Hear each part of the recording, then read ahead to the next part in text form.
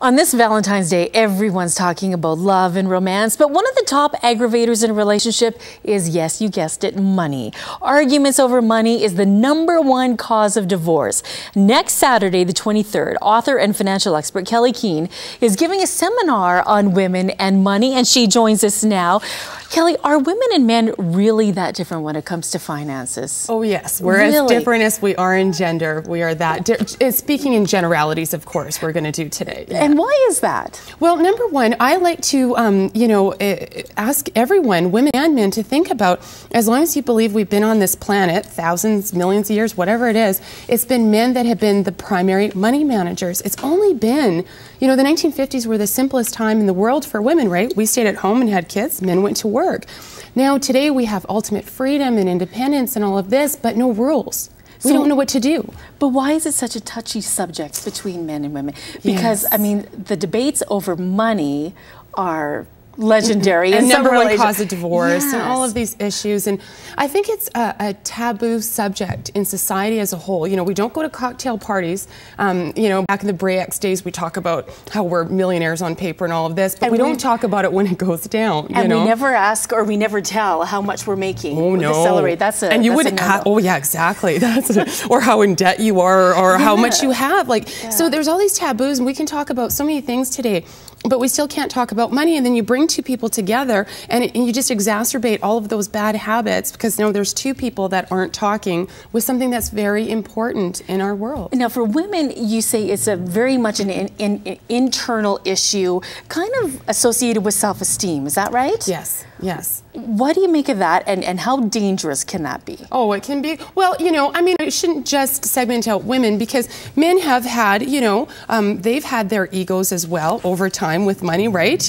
Because we were staying at home and men were earning the money. But now that we're out in the workforce, we're developing those egos as well, right? So if we're not doing well financially, we might equate that to being a bad person, to being a stupid person, to being these things that aren't true. You're independent of your money. So absolutely, there's lots of things that go on with that dynamic. We've come a long way, baby, haven't we? We have, baby.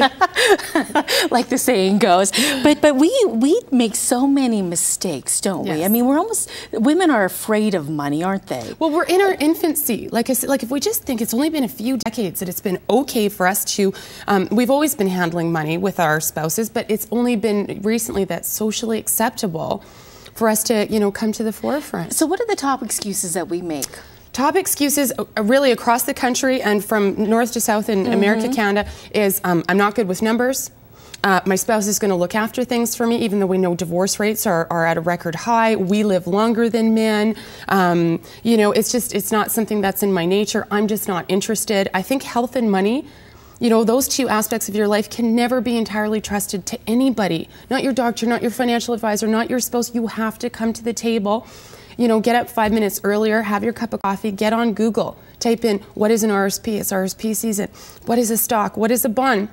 And as soon as you just start learning a little bit, it becomes actually very interesting. And, you want to listen to the market report and all those types of things. And you see the relationship to how it affects your life for mortgages, everything. And once you get into it, knowledge is power, isn't it? You bet it is. And it feels so good when you attain that. And you do know what you're doing with your money.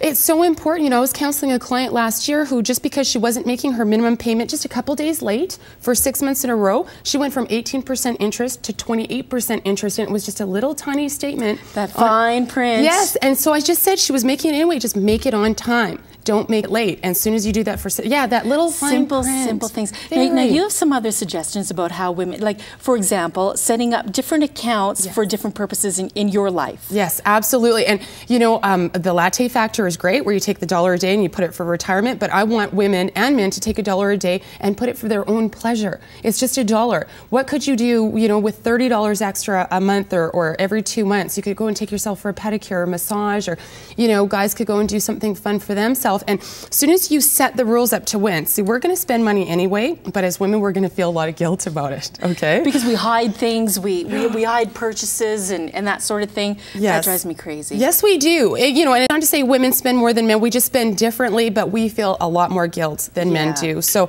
why not set the rules up to win? If we're going to spend the money anyway, have an account. where it's earmarked just for us. Yes. We can have so much more fun. 5 minutes does go quickly. Yes, it does. Thank you very much, Kelley. Now you have a number of books, plus you're in Calgary speaking at a CHR seminar. And to find more out about that, you can go to this website, www.kelleykeehn.com.